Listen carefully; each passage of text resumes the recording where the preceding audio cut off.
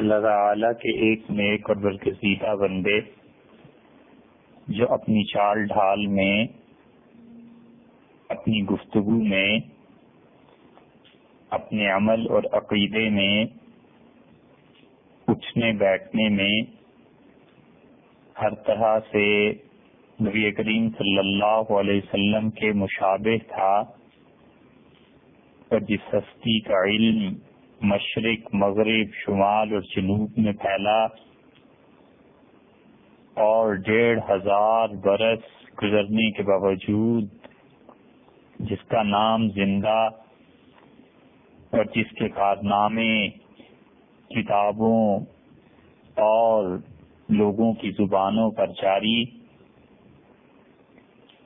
اور جس ہستی کو اللہ نے خلفائے راشدین سے زیادہ قرآن کریم کی سمجھ عطا فرمائی، اور جس کے فتوے اب تک باقی اور امت میں معمول بہا ہیں، اور جس کا نام رسول اللہ صلی اللہ علیہ وسلم نے قرآن کریم سیکھنے پڑھنے میں سب سے پہلے نمبر پر ارشاد فرمایا، اور جس کی زندگی کا ایک ایک لمحہ اللہ کی کتاب اور اس کے نبی علیہ الصلوۃ والتسلیم کی سنت کی خدمت میں گزرا، اور جس نے اس سارے جہان کو علم سے منور کیا، حضرت عبداللہ بن مسعود رضی اللہ عنہ پر جو گفتگو چل رہی تھی، اب اس کے اختتام پر ہم پہنچے ہیں۔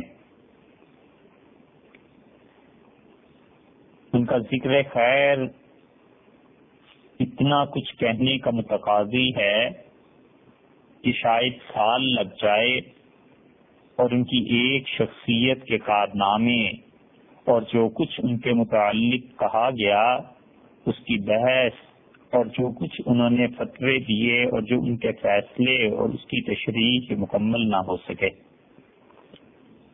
لیکن جو بہت سے مناقب ان کے بیان ہوئے،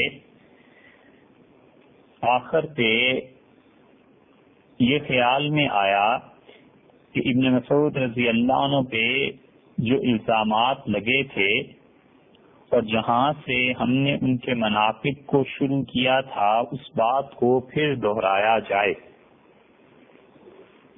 اور حالت یہ تھی قرآن کریم کے بارے میں ابن مسعود رضی اللہ عنہ کی کہ وہ خود یہ کہتے تھے کہ قرآن کریم ان سے زیادہ کوئی نہیں جانتا۔ امام بخاری رحمۃ اللہ علیہ نے جہاں یہ باب باندھا ہے قرآن کریم کے فضائل بیان کرتے ہوئے کہ القراء قرآن کریم کو پڑھنے والے من اصحاب النبی صلی اللہ علیہ وسلم، رسول اللہ صلی اللہ علیہ وسلم کے صحابہ رضی اللہ عنہ میں کون کون تھے، تو سب سے پہلے نمبر پر جس ہستی کا ذکر کیا ہے وہ مسروق رحمۃ اللہ علیہ کی روایت ہے، اور یہ ذکر لائے ہیں کہ قاری رسول اللہ صلی اللہ علیہ وسلم نے جن لوگوں کو قرآن کریم سکھایا تھا وہ کون تھے، اور روایت لائے ہیں مسروق رحمۃ اللہ علیہ کی، اور یہ کہتے ہیں کہ عبداللہ بن عمر رضی اللہ عنہما نے ذکر کیا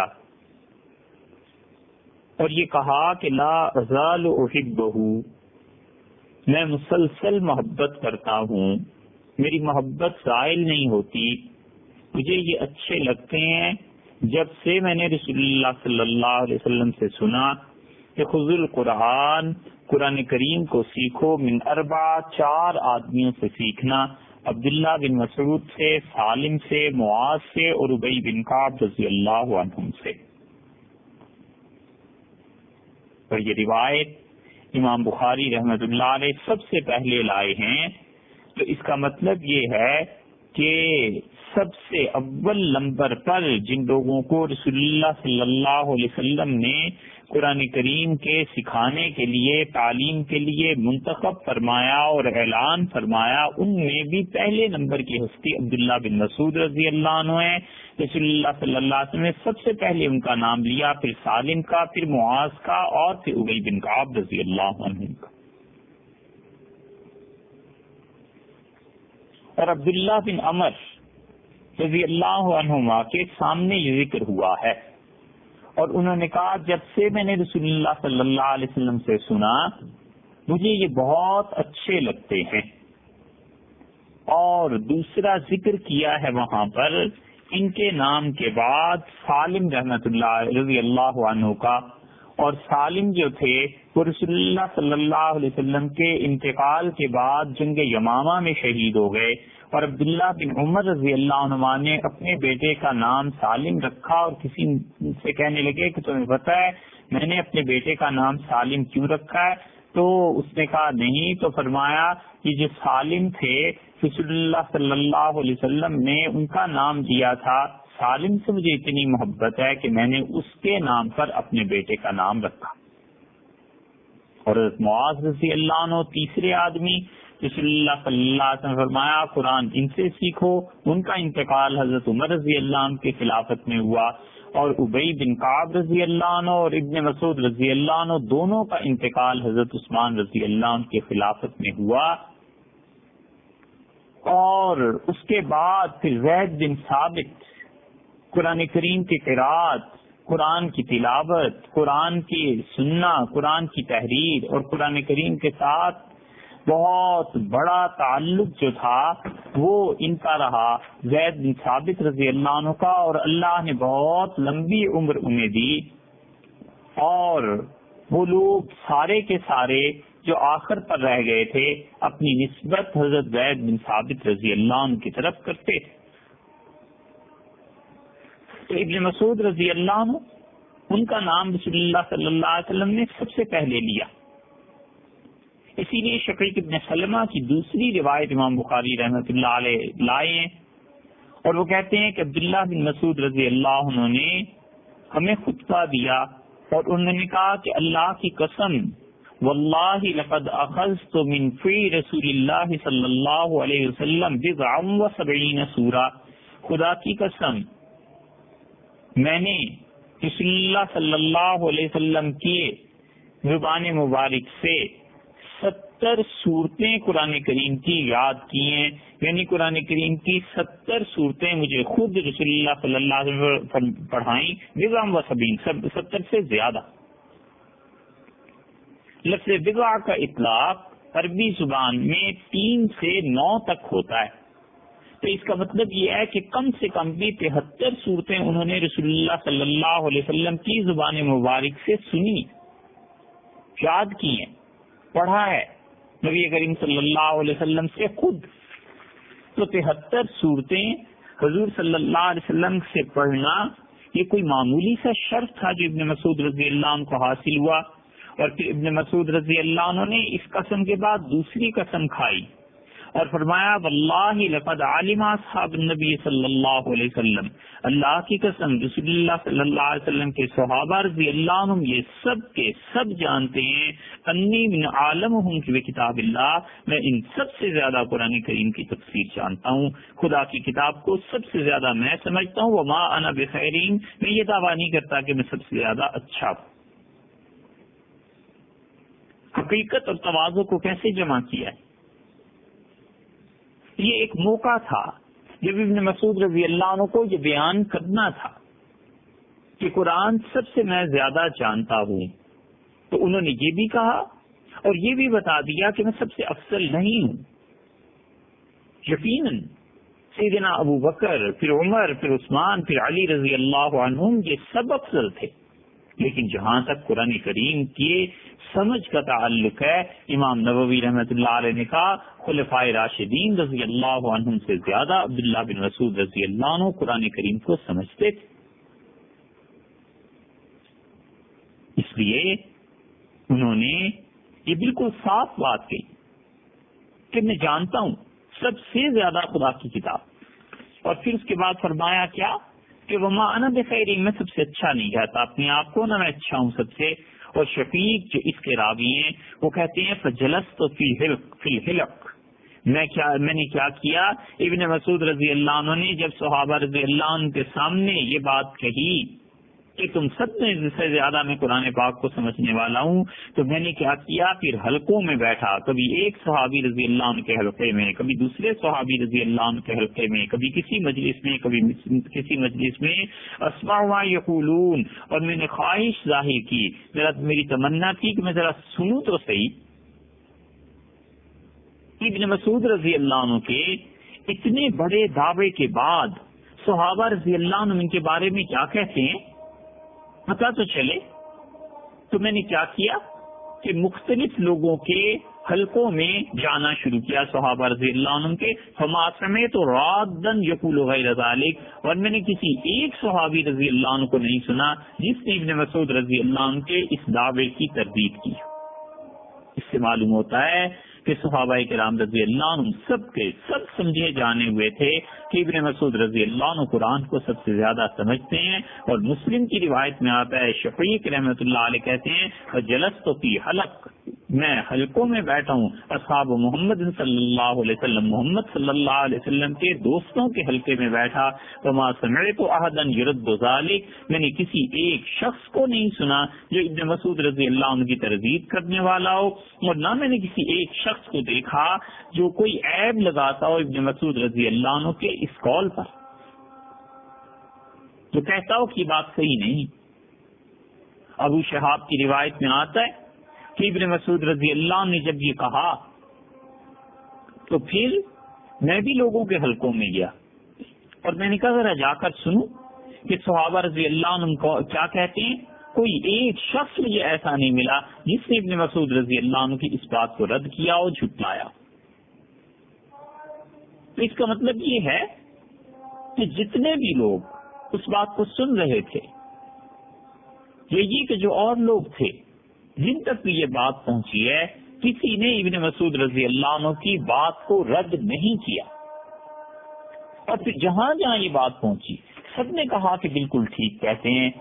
اسی لیے عبداللہ بن مسعود رضی اللہ عنہ قرآن پاک لوگوں کو پڑھاتے تھے اور اتنے ماہر تھے، اتنا زیادہ کہ کتنی لمبی لمبی صورتیں رسول اللہ صلی اللہ علیہ وسلم سے پڑھی تھیں اور پھر لوگوں کو پڑھاتے تھے.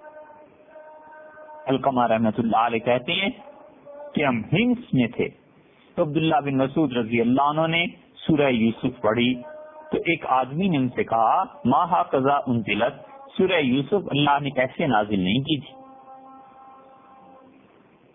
ابن مسعود رضی اللہ عنہ نے کہا کہ قرأت علی رسول اللہ صلی اللہ علیہ وسلم، میں نے جیسے تم لوگوں کو پڑھائی ہے ایسے ہی میں نے رسول اللہ صلی اللہ علیہ وسلم کو پڑھ کے سنائی تھی.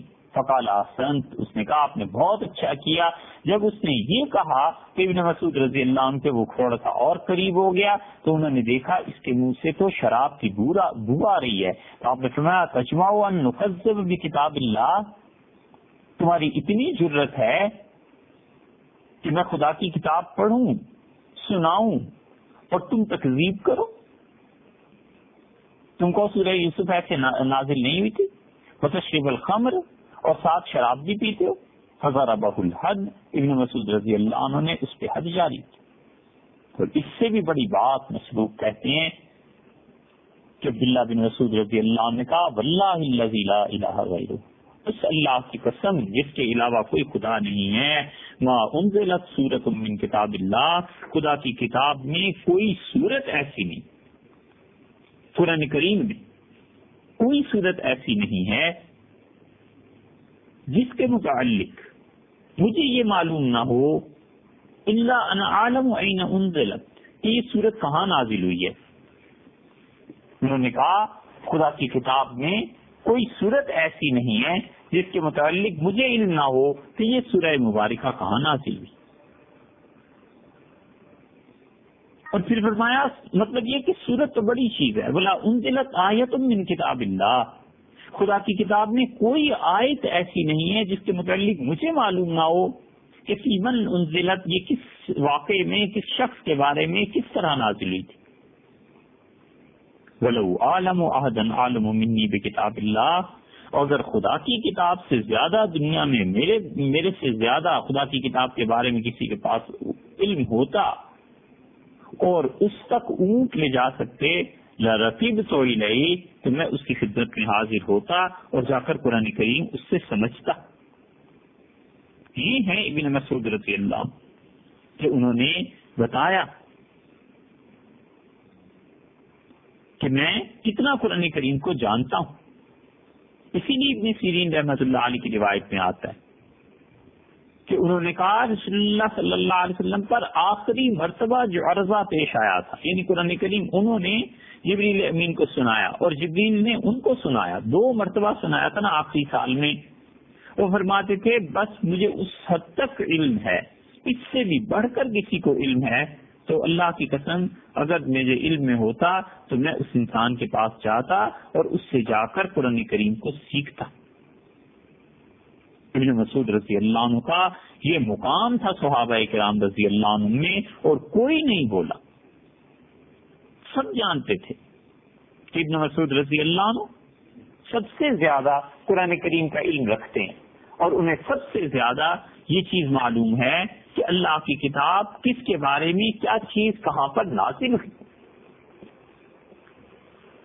اسی بات سے ہم نے شروع کیا تھا کہ ابن مسعود رضی اللہ عنہ، ان کے مناقب، ان کے فضائل، کیا کیا باتیں تھیں ان میں، اور کن کن چیزوں پر صحابہ کرام رضی اللہ عنہم کے ساتھ انہوں نے بات چیت کی۔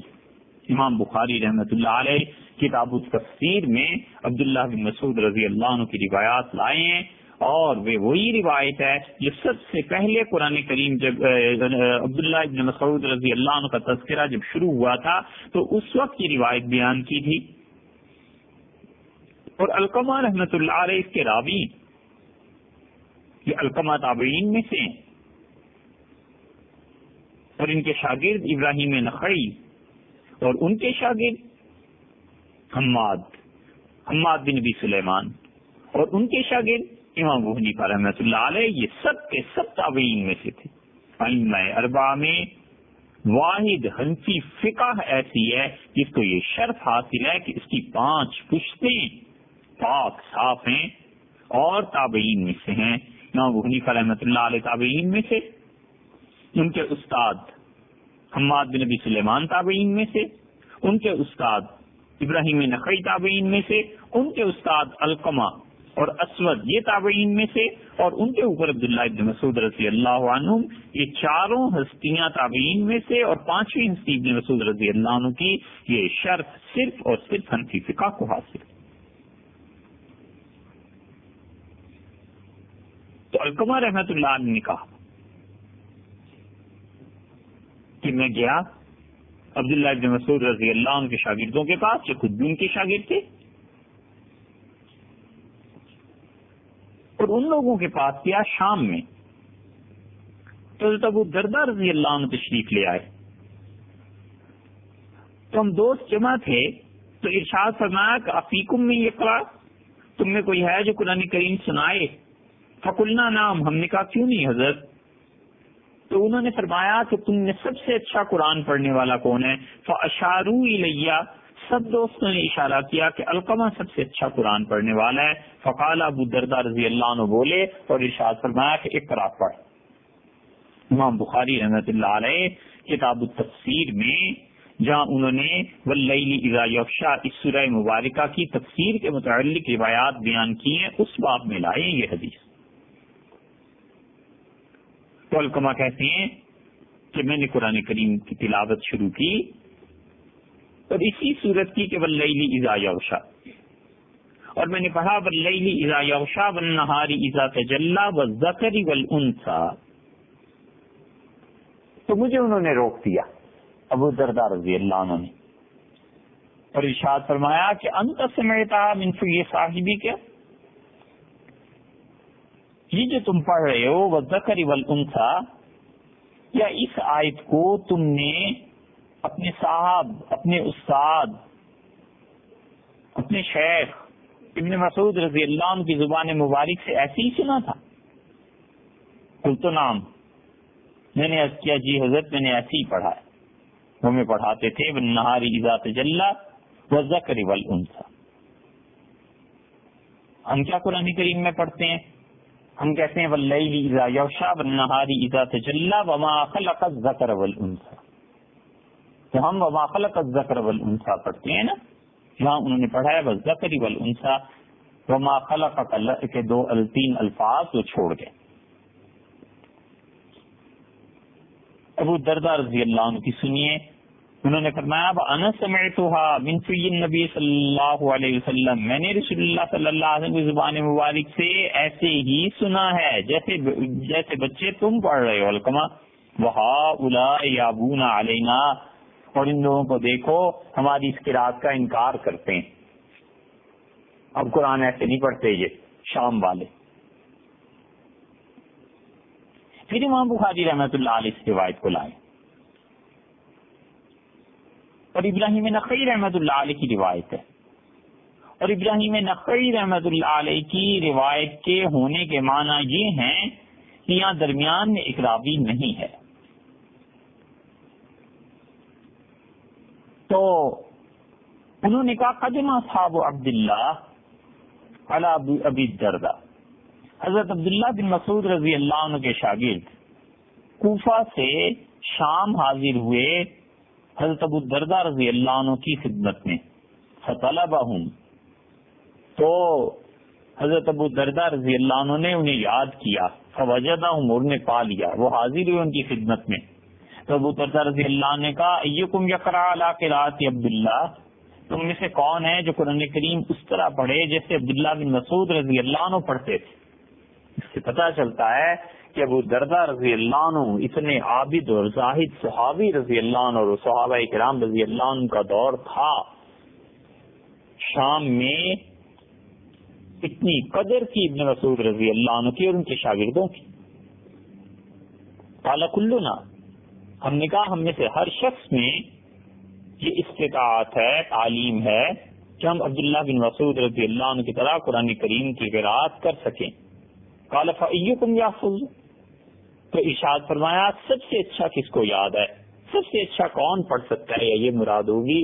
تو اشارو الی علقمہ، انہوں نے سب نے اشارہ کیا علقمہ رحمۃ اللہ علیہ کی طرف. پہلی روایت اور اس روایت میں یہ فرق آ گیا کہ وہاں پہ علقمہ رحمۃ اللہ علیہ نے خود بیان کیا یہی بات، اور یہاں ابراہیم نخعی اپنے استاد علقمہ رحمۃ اللہ علیہ کے متعلق بیان کر رہے ہیں. فرق کوئی اتنا خاص نہیں. تو سب نے اشارہ کیا علقمہ کی طرف. تو ابو الدرداء رضی اللہ عنہ نے پوچھا کیف سمعتہ یقرأ، تم نے اپنے حضرت سے کیسے سنا ہے، وہ کیسے قرآن کریم پڑھتے تھے اس سورت کو واللیل اذا یغشی؟ تو علقمہ رحمۃ اللہ علیہ نے پڑھ کے سنائی، اور علقمہ نے کہا والذکر والانثی، وہ اس کو ایسے پڑھتے تھے والذکر والانثی. قال اشہد، بولے ابو الدرداء رضی اللہ عنہ، اور ارشاد فرمایا کہ میں قسم کھاتا ہوں اس پہ، گواہی دیتا ہوں اس بات کی، انی سمعت النبی صلی اللہ علیہ وسلم یقرأ ھکذا، رسول اللہ صلی اللہ علیہ وسلم نے مجھے جو قرآن کریم سکھایا تھا، پڑھایا تھا، تو میں نے رسول اللہ صلی اللہ علیہ وسلم سے ایسے ہی سنا تھا والذکر والانثی. اور اب دیکھو ہؤلاء یریدوننی، یہ لوگ اب یہ چاہتے ہیں کہ ہم یوں قرآن پڑھا کریں وما خلق الذکر والانثی واللہ لا اتابعہم، اللہ کی قسم میں ان کی بات نہیں مانوں گا، ایسے نہیں پڑھوں گا وما خلق الذکر والانثی.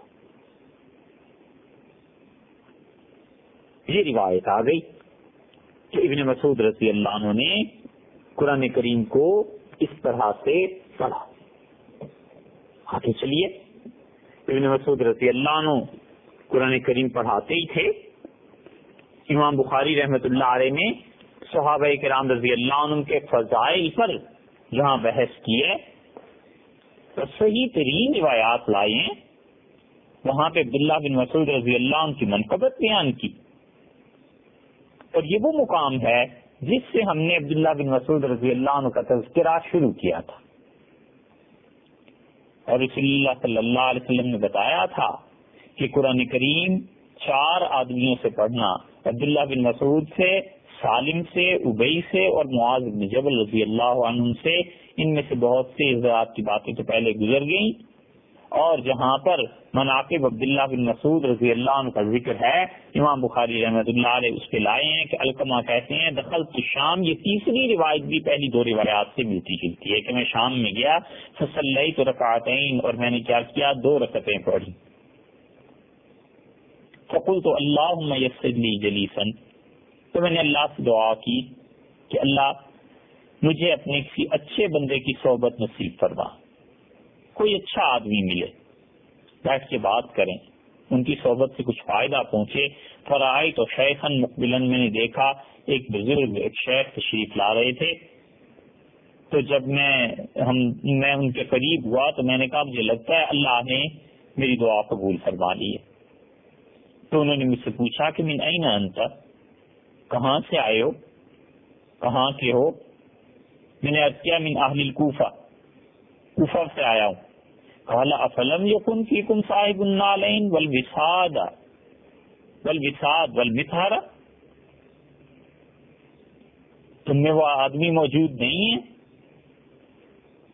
جو رسول اللہ صلی اللہ علیہ وسلم کے جوتے مبارک اٹھاتا تھا؟ تم میں وہ آدمی نہیں ہے جو رسول اللہ صلی اللہ علیہ وسلم کا تکیہ اپنے پاس رکھتا تھا، اور وہ تمہارے شہر میں نہیں ہے؟ بڑے خوش ہوئے اور فرمایا تمہارے شہر میں وہ نہیں ہے جس کے پاس رسول اللہ صلی اللہ علیہ وسلم کی طہارت، مسواک وغیرہ یہ سب سامان رکھا رہتا تھا۔ پھر فرمایا ولم یکن فیکم الذی اجیر من الشیطان، تم میں وہ آدمی نہیں ہے جس کے لیے رسول اللہ صلی اللہ علیہ وسلم کی زبان مبارک پہ دعا جاری ہوئی کہ اللہ اسے شیطان سے اپنی پناہ میں رکھے۔ اولم یکن فیکم صاحب السر، تم میں وہ آدمی نہیں ہے جو رسول اللہ صلی اللہ علیہ وسلم کا بڑا ہی رازدان تھا، لا یعلمہ غیرہ، اور اس کے علاوہ اور باتیں اتنی کوئی نہیں جانتا جتنی تنہائی میں باتیں رسول اللہ صلی اللہ علیہ وسلم نے اسے بتائی تھی۔ اتنی بڑی بڑی ہستیاں ہیں کوفہ میں، یہ سب لوگ نہیں ہیں، تو یہ ادب کی وجہ سے چپ رہے، یعنی یہ سارے صحابہ کرام رضی اللہ عنہم وہاں پر موجود تھے۔ تو کہتے ہیں یعنی انہوں نے بجائے نام لینے کے ان لوگوں کی تعریف کی، حضرت عمار رضی اللہ عنہ کی اور حضرت حذیفہ رضی اللہ عنہ کی، اور پھر کہا کہ فقرہ ام عبد، یہ ام عبد کے جو بیٹے تھے ابن مسعود رضی اللہ عنہ، یہ کیسے پڑھتے تھے واللیل، یہ جو سورہ مبارک ہے واللیل اذا یغشی، فقرات میں نے سنائی اور کہا وہ یوں پڑھتے تھے کہ واللیل اذا یغشی والنہار اذا تجلی والذکر والانثی۔ تو انہوں نے فرمایا ابو الدرداء رضی اللہ عنہ نے اقرانیہا نبی صلی اللہ علیہ وسلم فاہو الافیہ، رسول اللہ صلی اللہ علیہ وسلم نے آمنے سامنے دو بدو بالکل اپنے زبان مبارک سے میری طرف، میرے چہرے کی طرف ایسے ہی مجھے کر کے سکھایا تھا۔ فما زالہا اولئے حتی قادوا یردوننی، یہ لوگوں کو کیا ہو گیا ہے، یہ پڑھتے ہیں وما خلق الذکر والانثی، یہ لوگ مجھے میری راہ سے ہٹانے والے۔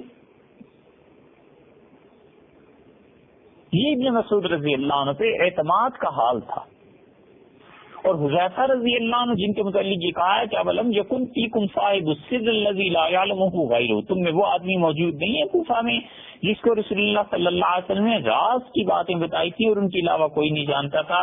حضرت حذیفہ رضی اللہ عنہ پہ حذیفہ رضی اللہ عنہ کا صاحب راز ہونے کا مسئلہ یہ تھا کہ وہ کہتے تھے رسول اللہ صلی اللہ علیہ وسلم مجھے بٹھایا اور مجھ سے فرمایا میں تمہیں کچھ باتیں بتاتا ہوں یہ کسی کو نہیں بتانی، اور مدینہ منورہ کے منافقوں کا نام لے لے کے مجھے بتایا کہ یہ منافق ہے، یہ منافق ہے، یہ منافق ہے، یہ منافق۔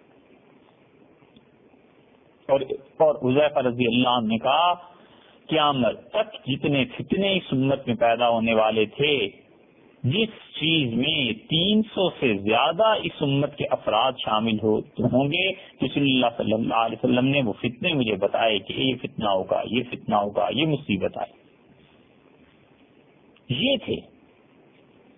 اسی لیے حضرت عمر رضی اللہ عنہ جنازہ نہیں پڑھاتے تھے جس جنازے میں حضرت حذیفہ رضی اللہ عنہ نہیں ہوتے تھے، کیونکہ حضرت حذیفہ رضی اللہ عنہ جنازہ نہیں پڑھتے تھے، اللہ نے منع کیا منافقوں کا جنازہ پڑھنے سے۔ تو حضرت عمر رضی اللہ عنہ کہتے تھے آپ فیکم حذیفہ، حذیفہ موجود ہیں، لوگ کہتے تھے جنازے میں ہیں، تو حضرت عمر رضی اللہ عنہ پڑھا دیتے تھے۔ حضرت عمر رضی اللہ عنہ تو ویسے ہی عبداللہ بن ابی جیسے منافق کا جنازہ جب رسول اللہ صلی اللہ علیہ وسلم پڑھانے کے لیے تشریف لائے تھے تو اس موقع میں بھی عرض کیا تھا. حضرت عمر رضی اللہ عنہ تو بالکل نہیں پڑھتے تھے, اور جس کے جنازے میں حضرت حذیفہ رضی اللہ عنہ بغیر کسی مجبوری کے نہیں آتے تھے, حضرت عمر رضی اللہ عنہ جنازہ نہیں پڑھاتے تھے. یہ ہے وہ بات جو انہوں نے کہا تم میں وہ آدمی نہیں ہے جو رسول اللہ صلی اللہ علیہ وسلم کا ایسا رازدان ہے, ایسی باتیں وہ جانتا ہے جو کوئی نہیں جانتا. یہ حذیفہ رضی اللہ عنہ کا جملہ دیکھو کتنا وزنی ہے ان کا. وَلَقَدْ عَلِمَ الْمَحْفُوظُونَ, جنہیں یاد ہے انہیں یاد ہے, من اصحاب محمد صلی اللہ علیہ وسلم, محمد صلی اللہ علیہ وسلم کے صحبت یافتہ لوگوں میں, ان کے دوستوں میں, کہ عبداللہ بن مسعود من اقربہم الی اللہ, قیامت کے دن جو وسیلت یوم القیامہ, قیامت کے دن اللہ تک جس نے پہنچنا ہے سب سے زیادہ قریب ترین راستہ, سب سے زیادہ قریب اللہ کے ابن مسعود کا راستہ پائے گا. انہوں نے کہا صحابہ رضی اللہ عنہ خوب جانتے ہیں محمد صلی اللہ علیہ وسلم کے دوست کہ اللہ کے قرب کا سب سے زیادہ قریبی راستہ ابن مسعود کا راستہ ہے, اور ابن مسعود وہی ہیں جن کا راستہ امام ابو حنیفہ رحمۃ اللہ علیہ نے اپنایا. اور لوگوں نے کہا کہ آپ کہاں سے فتویٰ دیتے ہیں؟ انہوں نے کہا ہم عبداللہ بن مسعود رضی اللہ عنہ اور سیدنا علی رضی اللہ عنہ سے باہر نہیں جاتے. یہ ابن مسعود رضی اللہ عنہ. اسی لیے امام بخاری رحمۃ اللہ علیہ پھر اس روایت کو کسی اور طریقے پر لائیں. عبد الرحمن بن یزید رحمۃ اللہ علیہ کہتے ہیں ہم نے حذیفہ رضی اللہ عنہ سے پوچھا کہ صاحب السر رسول اللہ صلی اللہ علیہ وسلم کے, کہ ہمیں کوئی ایسا شخص بتائیں قریب السمت والہدی من النبی صلی اللہ علیہ وسلم, جو رسول اللہ صلی اللہ علیہ وسلم سے چال ڈھال, نبی کریم صلی اللہ علیہ وسلم کا طریقہ, رسول اللہ صلی اللہ علیہ وسلم کی تعلیم میں سب سے زیادہ قریب ہو, حتیٰ ناخذ عنہ ہو. ہم اس لیے پوچھ رہے ہیں کہ حضرت ہم ان سے اپنی تربیت کروا لیں, ہم ان سے علم حاصل کر لیں. تو حذیفہ رضی اللہ عنہ نے کیا کہا؟ انہوں نے کہا یہ صحیح بخاری میں کتاب ہے فضائل الصحابہ, اس میں عبداللہ بن مسعود رضی اللہ عنہ کے منقبت کے باب میں یہ لفظ آ گئے ہیں. انہوں نے کہا ما عارف احدا اقرب سمتا وهدیا ودلا, میں کسی شخص کو نہیں جانتا جو رسول اللہ صلی اللہ علیہ وسلم کے ساتھ رہا ہو لیکن ان کی چال ڈھال, ان کا اٹھنے بیٹھنے کا طریقہ, رسول اللہ صلی اللہ علیہ وسلم کی مرضی, منشا, طبیعت مبارکہ کو جو اتنا سمجھا ہو, نبی صلی اللہ علیہ وسلم کے رسول اللہ صلی اللہ علیہ وسلم کو اتنا سمجھ گیا ہو, کوئی شخص مجھے ایسا معلوم نہیں ہے سوائے اس کے کہ میں ابن عبداللہ بن مسعود کا کہتا ہوں کہ یہ شخص ہم سب میں زیادہ سمجھدار تھا, اس کی چال ڈال دیکھو رسول اللہ صلی اللہ علیہ وسلم سب سے زیادہ ملتی ہے, یہ ان سب چیزوں میں ماہر ہے. یہ ابن مسعود رضی اللہ عنہ نے قرآن کریم جو پڑھا تھا اور جو صحابہ کرام رضی اللہ عنہم نے ان سے سنا تھا, ابو دردہ رضی اللہ عنہ نے بھی بات وہی کی.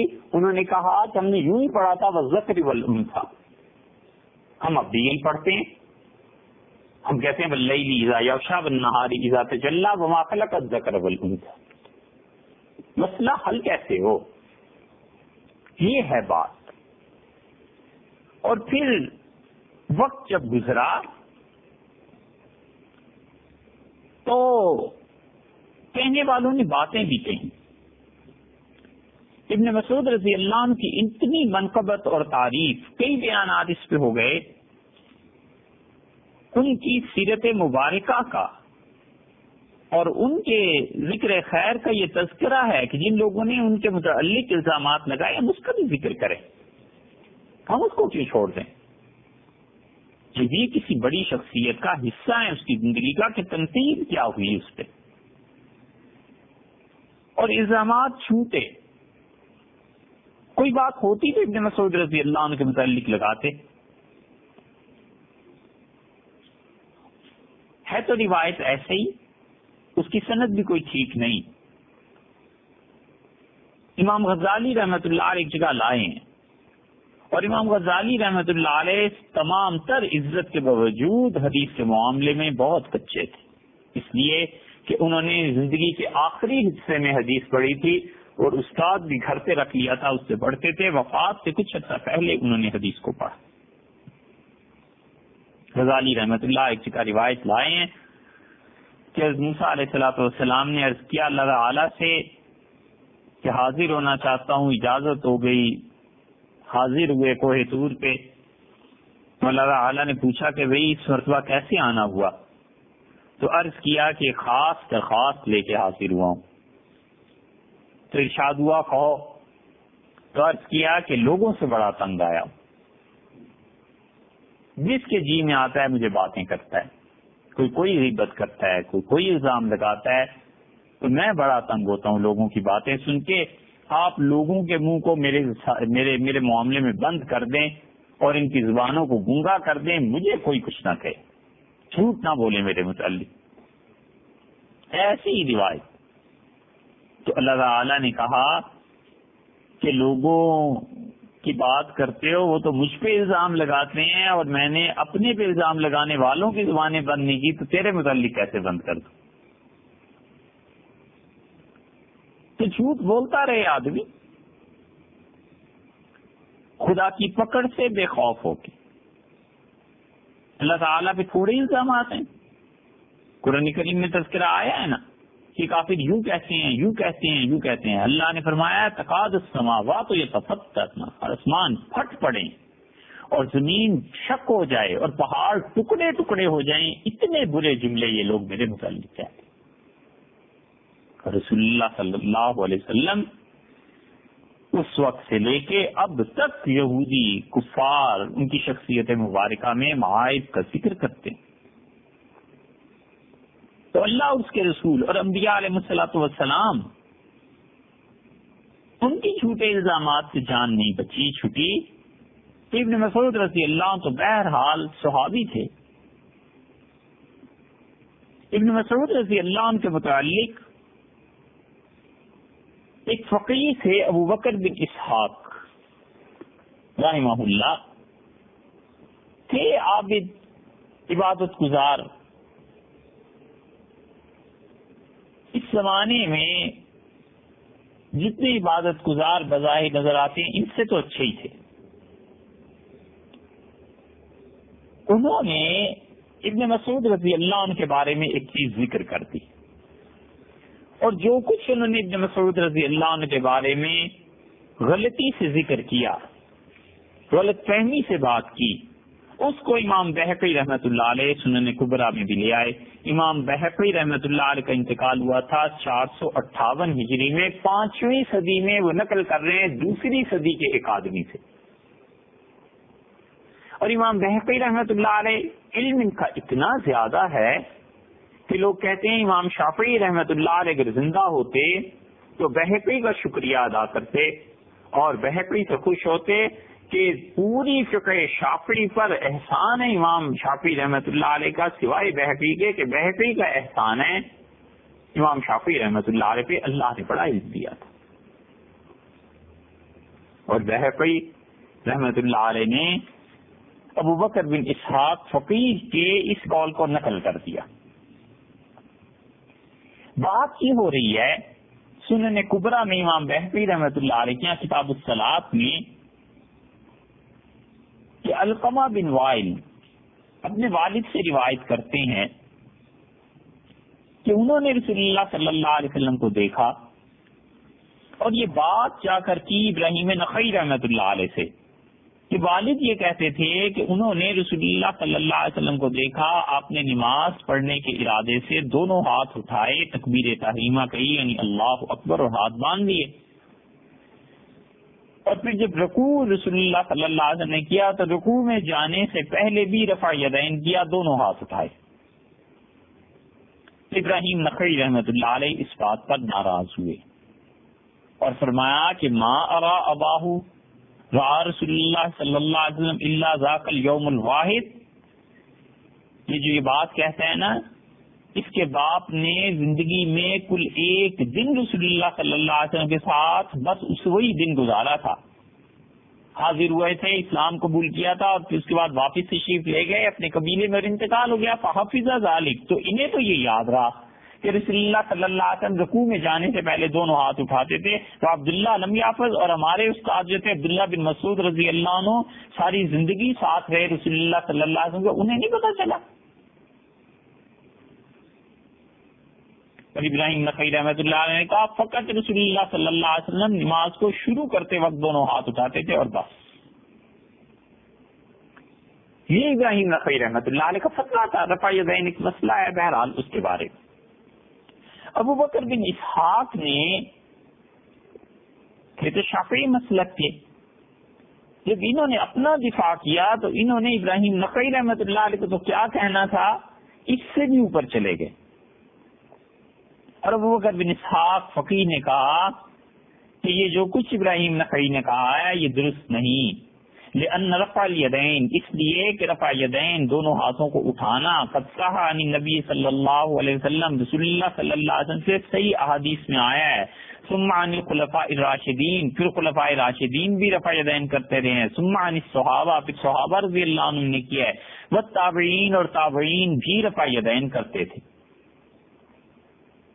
یہ تو انہوں نے پہلا جواب دیا ابراہیم نخعی رحمۃ اللہ علیہ کے اعتراض کا، اور رہ گئی عبداللہ بن مسعود رضی اللہ عنہ کی روایت۔ تو یہ بڑی جرت سے، زیادہ صحیح لفظ کہیں تو بے ادبی سے بات کی ابو بکر بن اسحاق نے، اور انہوں نے کہا ولیس فی نسیان عبداللہ بن مسعود رفع الیدین، اور یہ عبداللہ بن مسعود رضی اللہ عنہ تو بھول گئے تھے کہ رسول اللہ صلی اللہ علیہ وسلم نماز میں کتنی مرتبہ ہاتھ اٹھاتے تھے، اور باقی صحابہ رضی اللہ عنہ نے روایت کی ہے۔ اور ابن مسعود رضی اللہ عنہ جو بھولے ہیں تو کوئی اتنی بڑی بات نہیں، قد نسی ابن مسعود، اور ابن مسعود تو بہت سے دین کی چیزیں بھول گئے تھے، پھر اس کے بعد ایک ایک کر کے 7 چیزیں گنوائی ہیں کہ ابن مسعود کب بھول گئے تھے۔ اور کہتے ہیں ابو بکر بن اسحاق کہ ابن مسعود بھولے تھے قرآن میں سے معلوم یختلف المسلمون فی، دو چار مسلمان بھی جس چیز کے بارے میں اختلاف نہیں کر سکتے، ابن مسعود وہ بھی بھول گئے کہ یہ قرآن میں ہے، یعنی وہی المعوذتان، اور وہ دونوں قرآن کریم کی آخری صورتیں ہیں، قل اعوذ برب الفلق اور قل اعوذ برب الناس۔ ابن مسعود کو یاد ہی نہیں رہا کہ یہ بھی قرآن میں ہے یا نہیں ہے۔ وَنَسِيَ مَتَّفَقَ الْعُلَمَاءُ كُلُّهُمْ عَلَى نَسْخِهِ، اور ابن مسعود رضی اللہ عنہ دوسری چیز جو دین میں بھول گئے وہ یہ کہ دونوں ہاتھوں کو جوڑ کر رکوع کرتے ہوئے دونوں گھٹنوں کے درمیان رکھ لینا امت نے سے سب نے منسوخ قرار دیا، اور ابن مسعود رضی اللہ عنہ بھول گئے کہ یہ منسوخ ہوا ہے یا نہیں۔ ٹھیک، تیسری چیز انہوں نے کہا ابن مسعود رضی اللہ عنہ یہ بھی بھول گئے کہ امام کے پیچھے اگر 2 مقتدی ہوں تو وہ کہاں پر کھڑے ہوں، ابن مسعود رضی اللہ عنہ کو یہ مسئلہ بھی نہیں یاد رہا تھا۔ وَنَسِيَ مَا لَمْ يَخْتَلِفُ الْعُلَمَاءُ فِيهِ، اور علماء کبھی بھی اختلاف نہیں کرتے جس مسئلے میں۔ چوتھا وہ تھا کہ ان نبی صلی اللہ علیہ وسلم صلی الصبح یوم النحر فی وقتها، رسول اللہ صلی اللہ علیہ وسلم نے حج کے دوران 10 ذی الحج کو فجر کی نماز اپنے صحیح وقت پر ہی پڑھی تھی، آخری حج میں 10 ذی الحج کو جب فجر ہوئی ہے تو رسول اللہ صلی اللہ علیہ وسلم نے نماز اپنے صحیح وقت پر پڑھی تھی، ابن مسعود رضی اللہ عنہ کو یاد ہی نہیں رہا۔ اور 5ویں چیز جو بھول گئی ابن مسعود رضی اللہ عنہ کہ رسول اللہ صلی اللہ علیہ وسلم عرفہ کے میدان میں قیام کی کیا کیفیت تھی یہ بھی بھول گئے۔ اور 6ٹھی چیز جو ابن مسعود رضی اللہ عنہ بھولے ہیں وہ یہ تھی کہ جس میں علماء امت کا کبھی اختلاف نہیں ہوا، اور وہ یہ ہے کہ انہوں نے کہا کہ سجدہ کرنے میں کوہنیاں اور بازو اپنے دونوں زمین پر لگا دو۔ تو سجدے کا طریقہ ابن مسعود رضی اللہ عنہ کو نہیں آتا تھا، وہ بھول گئے۔ یہ بھی عجیب بات ہے کہ اللہ تعالیٰ اپنے بعض بندوں کو ایسے لوگ دے دیتا ہے جو حسد میں الزام لگانے میں اس حد تک پہنچ جاتے ہیں کہ کوئی عام آدمی بھی سنے تو ہنسے، اور تردید سے بھی بالا چیزیں ہو جاتی ہیں۔ کوئی کیا کہے کہ ابن مسعود رضی اللہ عنہ کو سجدہ کرنا نہیں آتا تھا۔ اور 7ویں چیز جو ابن مسعود رضی اللہ عنہ بھول گئے تھے، کیف کان یقرأ النبی صلی اللہ علیہ وسلم، کہ رسول اللہ صلی اللہ علیہ وسلم قرآن کیسے پڑھتے تھے، وما خلق الذکر والانثی یہ پڑھتے تھے، وما خلق الذکر والانثی، یا یہ پڑھتے تھے کہ ذکر والانثی یہ جو تھا یہ بھی ابن مسعود قرآن بھول گئے تھے. فاذا جاز علی عبد اللہ، اور عبداللہ بن مسعود جب ایسی چیزیں بھول سکتے ہیں دین میں تو پھر تم کیسے کہتے ہو کہ لا یجوز مثلہ، کہ ابن مسعود پھر رفع یدین نہیں بھول سکتے؟ کیوں نہیں بھول سکتے؟ جب اتنی بڑی بڑی چیزیں وہ بھول گئے تو نماز میں کتنی مرتبہ ہاتھ اٹھانے تھے، یہ تو پھر ان کے مقابلے میں معمولی مسئلہ ہے، وہ کیوں نہیں بھول سکتے؟ وہ اس کو بھی بھول گئے. اب یہ سارے ساتوں الزامات ابن مسعود رضی اللہ عنہ پہ ایسے ہیں کہ انہوں نے ایک مہربانی کی، ایک جگہ جمع کر دی، ورنہ مختلف کتابوں میں بکھرے ہوئے تھے نا بڑی دقت ہوتی، اور خاص طور پر تو بہت ہی دقت ہوتی کیونکہ پڑھنے لکھنے کا تو دور نہیں رہا. اب تو پڑھیں لکھیں کافر، مسلمان کیوں پڑھیں؟ تو یہ مہربانی کی، اور اس لیے امام بہقی رحمۃ اللہ علیہ اللہ تعالیٰ درگزر فرمائے ان کی اس بات سے، انہوں نے ابو بکر بن اسحاق جیسے چھوٹے فقیہ کے یہ الزامات اپنی کتاب میں بھی محض اس لیے نقل کر دیے کہ کسی طرح سے رفع یدین کی روایتوں کو تقویت پہنچ جائے، چاہے کوئی بھی کہنے والا ہو، اور ابن مسعود رضی اللہ عنہ کا موقف غلط ثابت. اور دلائل لائے ہیں وہ جو بڑے بڑے کمال کے صحابہ کرام رضی اللہ عنہ سے ہیں، وہ تو بات سمجھ میں آتی ہے علمی مباحث. اور پھر اس کو انہوں نے 2 مرتبہ ذکر کیا، دوسری جلد میں دونوں مرتبہ انہوں نے ابو بکر بن اسحاق فقیہ کی اس علت کو نقل کیا ہے کہ ابن مسعود رضی اللہ عنہ میں یہ چیزیں تھیں.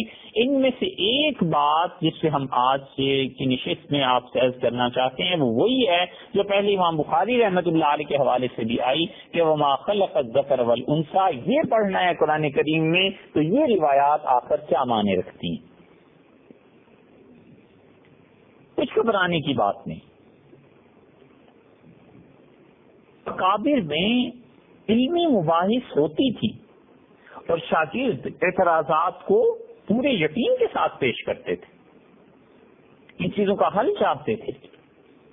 اب چونکہ پڑھنے لکھنے کا دور نہیں، اس وجہ سے اگر آپ کبھی اعتراض کریں کسی سے جا کے کہ بھئی تم کہتے ہو قرآن کریم بالکل مکمل ہے، ایک ایک حرف ایک ایک لفظ اس کا پورا ہے اور قرآن بالکل نہیں بدل سکتا اور قرآن کریم پہ آپ کا پورا اعتماد ہے، تو یہ کیا ہے؟ یہ اشکال پیدا ہوتا ہے نا. بس اس اشکال پہ بات کرنی ہے کہ ابن مسعود رضی اللہ عنہ نے اور حضرت ابو درداء رضی اللہ عنہ نے یہ جو پڑھا ہے والذکر والانثی، اس کی حقیقت کیا ہے؟ یہ ہے سوال، اس کی تنقیح ہی ہے سوال کی. اور ہم جو پڑھتے ہیں وما خلق الذکر والانثی، تو کیا قرآن کریم پورا نہیں ہے؟ قرآن میں تحریف ہوئی ہے؟ قرآن کریم میں تبدیلی کی جو روایات ہماری اپنی کتابوں میں ملتی ہیں اس کی کئی مثالیں ہیں. ہم ان میں سے چند ایک مثالیں آپ سے ذکر کرتے ہیں اور واضح اور صاف لفظوں میں یہ کہتے ہیں کہ آپ کسی نتیجے تک نہ پہنچ کے اس پوری بحث کو سن لیجیے، خواہ وہ کتنے ہی گھنٹوں پہ مشتمل ہو. سوال بنیادی طور پر یہ ہے کہ قرآن محفوظ ہے یا نہیں، بس. اور اہل سنت پر جماعت کی کتابوں میں ایسی روایات ہیں جن کو اگر آپ پڑھتے ہیں تو یہ ذہن میں سوال اٹھتا ہے، اٹھنا ہی چاہیے، کوئی حرج نہیں ہے. یاد رکھیے علمی ماحول میں بحث مباحثے میں اگر کوئی چیز نہیں آتی تو ہم نے اپنے اساتذہ رحمہم اللہ سے یہی سیکھا ہے کہ وہ کہتے تھے بیٹے یہ چیز نہیں معلوم، دیکھ کے بتا دیں گے، پوچھ کے بتا دیں گے. یہ نہیں تھا کہ ڈانٹ پڑے فتوے لگے، خوش ہوتے تھے علمی اشکالات پہ. اور ایسی نوبت بھی آئی کہ لے جا کر کتابیں دکھا دیں کہ حضرت جو آپ نے فرمایا ہے اس کے خلاف یہ بات ہے، اس کے خلاف یہ بات ہے. کہتے تھے بھی غلطی ہو گئی ہم سے، ہمیں خیال ہی نہیں رہا، ہم نے یہ پڑھا ہی نہیں تھا. اس حد تک اقرار کر لیتے تھے. اور اہل علم کی شان بھی ہے کہ جو صحیح چیز ہو اس کو مانتے ہیں. تو اس لیے پھر درخواست ہے کہ آپ کسی بھی نتیجے کو بھی نہ اس سے نکالیے اور کسی نتیجے پہ نہ پہنچیے. جو ہماری کتابوں میں اپنی روایات آئی ہیں، یہ بخاری شریف کی روایات ہیں کہ قرآن کریم ایسے پڑھا جاتا تھا اور اب ایسے پڑھا جاتا ہے، تو کیا قرآن محفوظ نہیں رہا؟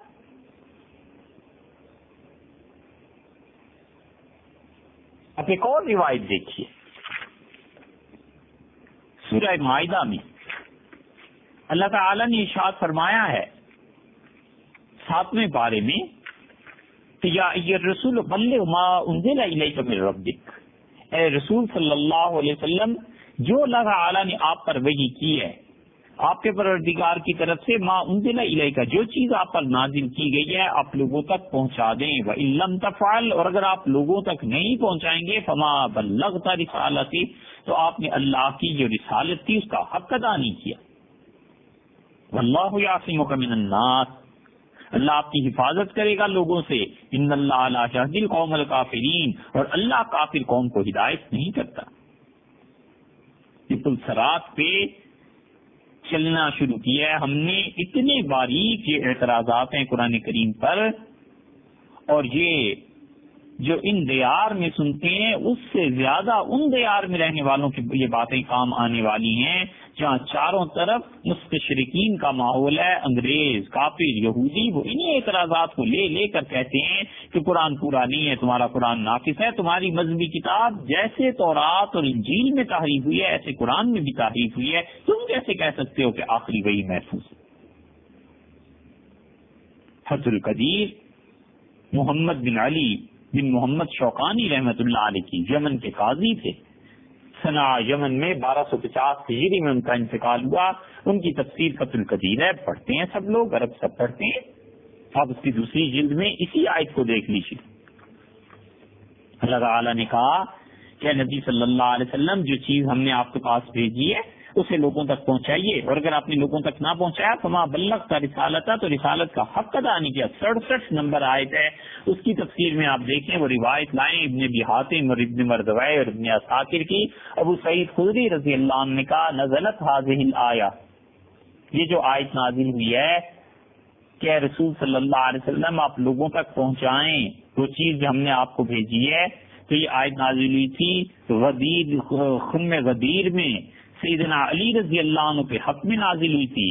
اور پھر آگے کہتے ہیں کہ عبداللہ بن مسعود رضی اللہ عنہ نے کہا کنا نقرأ علی عہد رسول اللہ صلی اللہ علیہ وسلم، ہم رسول اللہ صلی اللہ علیہ وسلم کے زمانے میں قرآن جب پڑھتے تھے تو اس آیت کو یوں پڑھا کرتے تھے یا ایھا الرسول بلغ ما انزل الیک من ربک، کہ رسول صلی اللہ علیہ وسلم آپ لوگوں تک پہنچائیے جو چیز ہم نے نازل کی ہے من ربک، آپ کے پروردگار کی طرف سے. اور وہ بات یہ تھی کہ ان علی مولا المومنین، سیدنا علی رضی اللہ عنہ یہ ایمان والوں کے آقا ہیں. وَإِن لَّمْ تَفْعَلْ، اور اگر آپ یہ نہیں پہنچائیں گے لوگوں تک فَمَا بَلَّغْتَ رِسَالَتَهُ، تو آپ نے رسالت کا حق ادا نہیں کیا. وَاللَّهُ يَعْصِمُكَ مِنَ النَّاسِ، اللہ آپ کی حفاظت کرے گا لوگوں سے. اب دیکھ لیں قرآن، آپ اس میں تو یہ آیت نہیں ہے. حضرت سعید رضی اللہ عنہ کی روایت ہے. ابن مسعود رضی اللہ عنہ کہتے ہیں ہم یوں پڑھا کرتے تھے. یہ بھی روایت ہے. آگے چلیے. امام سیوطی رحمت اللہ علیہ نے قرآن کریم پہ ایک چھوٹا سا انسائکلوپیڈیا لکھا ہے، الاتقان. اور یہ ایسی کتاب ہے کہ اس کے بعد جس نے بھی قرآن پر کام کیا ہے وہ اس کتاب سے بے نیاز نہیں ہو سکا. اور امید یہی ہے کہ قیامت تک جتنے لوگ بھی قرآن کریم کی تفسیر پر کوئی علمی کام کریں گے یا قرآن کریم پر کوئی ریسرچ ورک کریں گے اس کتاب سے بے نیاز نہیں ہو سکتے. انہوں نے اپنی کتاب الاتقان میں اس بات پر بحث کی ہے کہ قرآن کریم محفوظ رہا یا نہیں رہا. اور یہ الاتقان کئی طرح سے چھپی ہے، ایک جلد میں بھی چھپی ہے، 2 میں بھی، 4 میں بھی. جو ہمارے پیش نظر نسخہ ہے یہ 4 جلدوں میں ہے، حافظ جلال الدین عبد الرحمن السیوطی رحمت اللہ علیہ کا. اور وہ بھی یہ کہتے ہیں کہ وہ روایات جن سے پتہ چلتا ہے کہ قرآن کریم میں کیا تبدیلی ہوئی ہے.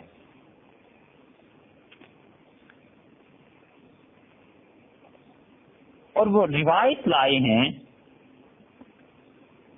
کہ قرآن کریم میں یہ جو آیت ہے کہ ان اللہ و ملائکتہ یصلون علی النبی یا ایھا الذین آمنوا صلوا علیہ وسلموا تسلیما، تو ایک صاحب کا ذکر کرتے ہیں جنہوں نے یہ کہا کہ میرے والد نے یہ آیت مجھے پڑھ کر سنائی، وہ ہوا ابن 80 سنہ، اور وہ 80 برس کے تھے۔ سیدہ عائشہ رضی اللہ عنہا کے مصحف میں، ان کے قرآن پاک میں یہ آیت اس طرح لکھی ہوئی تھی کہ ان اللہ و ملائکتہ یصلون علی النبی یا ایھا الذین آمنوا صلوا علیہ وسلموا تسلیما وعلی الذین یصلون الصفوف الاول۔ ایمان والو، سلام اللہ اور اس کے رسول علیہ اللہ تعالیٰ اس کے فرشتے حضور اقدس صلی اللہ علیہ وسلم پر سلامتی بھیجتے ہیں، اللہ تعالیٰ اور فرشتے دعا مانگتے ہیں ان کی سلامتی کے لیے۔ ایمان والو، تم بھی رسول اللہ صلی اللہ علیہ وسلم پر صلاۃ و سلام پیش کرو، اور اللہ اور اس کے فرشتے ان پر بھی سلامتی بھیجتے ہیں جو نمازوں میں پہلی صف میں ہوتے ہیں۔ قالت، حضرت عائشہ رضی اللہ عنہ نے کہا قبل ان یغیر عثمان المصاحف، عثمان رضی اللہ عنہ سے پہلے جب انہوں نے قرآن پاک کو دنیا میں پھیلایا تو اس سے پہلے یہ آیت ایسے لکھی جاتی تھی۔ سمجھے اس کی زد جا کر کہاں پڑی؟ ولیعذ باللہ سیدنا عثمان رضی اللہ عنہ نے قرآن کریم سے یہ ٹکڑا نکال دیا کہ وَلَلَّذِينَ يُصَلُّونَ الصُّفُوفَ الْأَوَّلَ، اور جو پہلی صف میں نماز پڑھتے ہیں ان پر بھی خدا کی مہربانی اور خدا کی رحمت نازل۔ سورہ احزاب کی آیت ہے نا، اسی لیے عائشہ رضی اللہ عنہ کی دوسری روایت میں آتا ہے کہ وہ جو سورہ احزاب ہم پڑھتی تھی حضور اقدس صلی اللہ علیہ وسلم کے زمانے میں 200 آیتیں تھیں اس میں۔ فلما كتب عثمان المصاحف، سیدنا عثمان امیر المومنین رضی اللہ عنہ جب قرآن کریم لکھوائے تو بس پھر یہ صورت اتنی رہ گئی جتنی اب تم قرآن میں پڑھتے ہو، بالکل کسی نتیجے پہ بھی نہ پہنچے۔ ہم صرف وہ اعتراض جو عبداللہ بن مسعود رضی اللہ عنہ کے اس پڑھنے پہ آیا ہے اسی کی تنقید کر رہے ہیں کہ یہ ہے کیا بات۔ یہ جب آپ پڑھیں گے اور اگلی نسلیں جب پڑھیں گی، فرض کر لیجئے ایک لمحے کے لیے فرض کر لیجئے کہ کبھی مسلمانوں میں تعلیم عام ہو جائے، مسلمان پڑھنے لگے کبھی، تو وہ ان چیزوں کو جب پڑھیں گے تو کہیں گے قرآن تو پورا نہیں ہے۔ زید بن حبیش رحمۃ اللہ علیہ کہتے ہیں، بڑے کمال کے تابعین میں عبداللہ بن مسعود رضی اللہ عنہ کے بہت بڑے قابل قدر مایا ناز شاگردوں میں، وہ کہتے ہیں مجھ سے ابی بن کعب رضی اللہ عنہ نے کہا کہ کأین نعد سورۃ الاحزاب، تم سورہ احزاب جو ہے اس کی کتنی آیتیں گنتے ہو؟ میں نے کہا حضرت اس کی آیتیں 72 یا 73 ہیں۔ انہوں نے کہا میں تمہیں بتاؤں، یہ سورہ احزاب جو تھی یہ سورہ بقرہ کے برابر تھی، اس کا مطلب ہے 200 سے زیادہ آیتیں۔ وَإِنَّا كُنَّا لَنَقْرَؤُ فِيهَا آیَةَ الرَّجْمِ، اور ہم اس میں سورہ احزاب میں رجم کی آیت بھی پڑھتے تھے۔ قُلْتُ وَمَا آیَةُ الرَّجْمِ، میں نے عرض کیا کہ حضرت وہ کون سی آیت تھی؟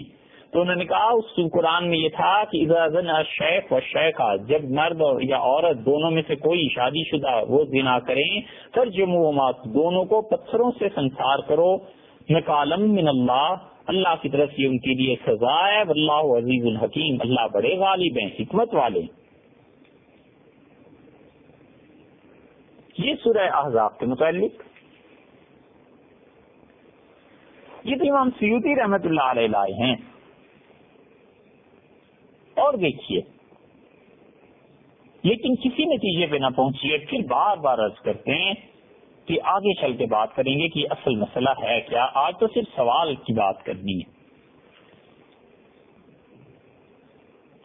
ابو واقد اللیثی رحمت اللہ علیہ کہتے ہیں کہ رسول اللہ صلی اللہ علیہ وسلم پر جب وحی نازل ہوتی تھی تو ہمارے پاس تشریف لاتے تھے، فعلمنا مما اوحی الیہ، اور رسول اللہ صلی اللہ علیہ وسلم ہمیں سکھاتے تھے، لکھواتے تھے کہ آج کیا اللہ نے ان پر وحی نازل کی ہے۔ تو نبی کریم صلی اللہ علیہ وسلم ایک دن تشریف لائے اور آپ نے فرمایا وحی کو لکھو، اور آپ نے فرمایا مجھ پر اللہ نے یہ آیات نازل کی ہیں، انا انزلنا المال، ہم نے پیسے کو، مال کو نازل کیا ہے لِإِقَامِ الصَّلَاةِ تک لوگوں تم نماز پڑھو اور زکات دو. اور آدم علیہ السلام کا بیٹا اگر اس کے پاس ایک وادی پوری پیسے اور مال سے بھری ہوئی ہم دے دیں تو یکون الیہ ثانی، وہ تمنا کرے گا کاش دوسری بھی ملے، اور 2 وادیوں سے دے دیں تو تمنا کرے گا کہ کاش تیسری بھی مل جائے. ولا یملأ، اور آدم علیہ السلام کے بیٹے کا پیٹ الا التراب، قبر کی مٹی کے علاوہ کوئی چیز نہیں بھرتی. فیتوب اللہ علی من تاب، اور جو کوئی اللہ کی طرف رجوع کرے گا اللہ اس کی توبہ کو قبول کر لے گا. یہ آیت پورے قرآن کریم میں نہیں ہے، وہ تو کہتے ہیں کہ یہ آیات تھی.